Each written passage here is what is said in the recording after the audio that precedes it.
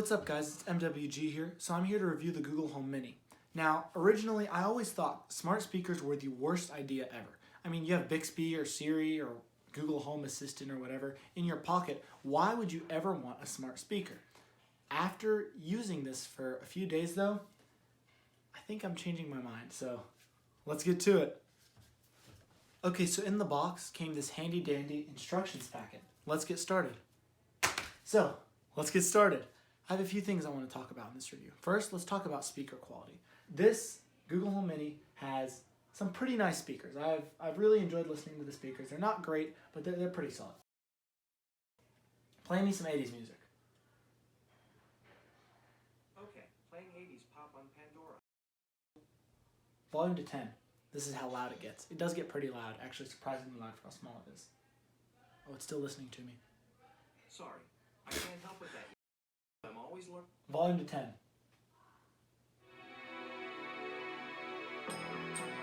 It's got some sound behind it.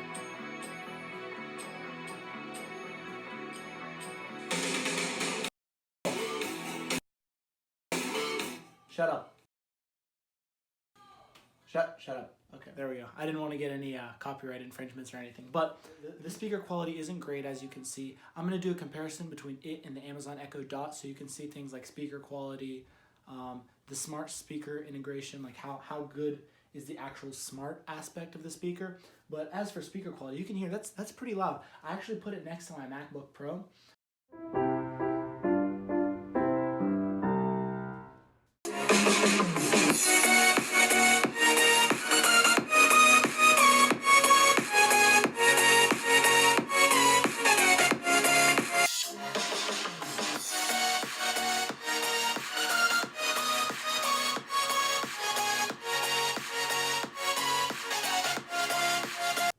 As you can see, the MacBook Pro does sound significantly clearer, but if you're going for clarity, as I said, you're probably going to have a dedicated sound system. If you just want something that's getting the job done and sounding pretty solid while it does it, this is definitely the device for you.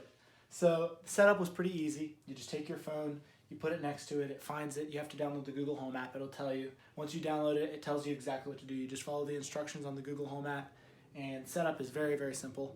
But anytime you decide to move it, then you're going to have to reset it up for whatever new Wi-Fi you're working on or whatever. Like if you have different Wi-Fis throughout your house, you're going to have to reset it up if you decide to move. The usability on this is pretty awesome. Like, you know, here's your volume. That's how you turn up the volume, turn down the volume, whatever. But it does get kind of annoying. Like if you ever try to move it. Like watch, I try and move it. Like what the heck? Shut up. Or it might start it back up again. It might like turn up the volume, turn down the volume. So it actually is really annoying.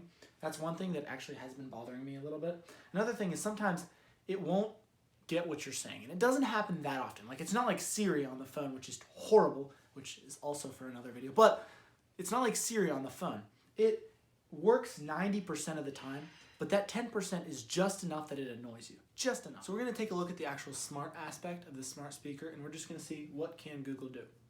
So what's the weather like outside? Right now in Morgantown, it's 16 degrees and cloudy. Today, there will be isolated thunderstorms with a forecasted high of 17 and a low of 10. That's pretty terrible, but thank you. Give me a recipe for pumpkin pie.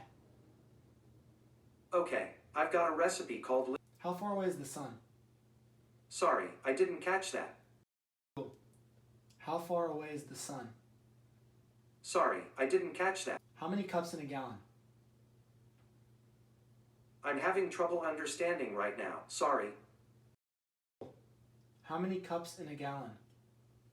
1 U.S. liquid gallon equals 16 U.S. customary cups. Give me some local news.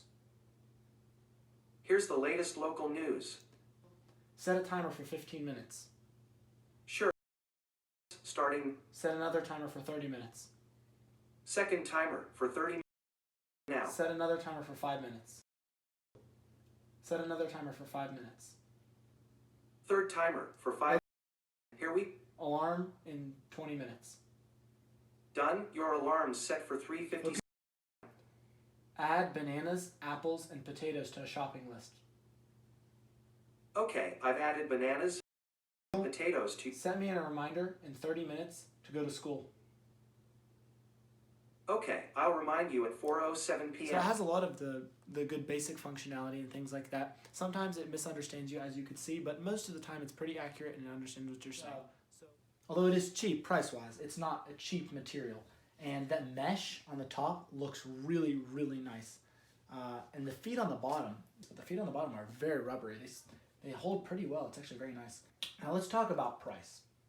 The pricing of this Google Home Mini is probably the reason that I would buy it. I would recommend almost any of you guys buy this thing. Now, I haven't seen the Amazon Echo Dot, and after I see that, I'm gonna do a comparison between the two so you guys can see which one's better. But as of now, I really love this thing. If we're talking, do you need this? Do you need the Google Home Mini? No, you don't. You don't need any smart speakers. Honestly, you don't need any of them. They're pretty much pointless if you think about why do I need this specifically. Like, for what reason do I actually need a smart speaker? I cannot give you any reason why you need it. But it is so convenient that even though you don't need it, I think you're gonna love using it.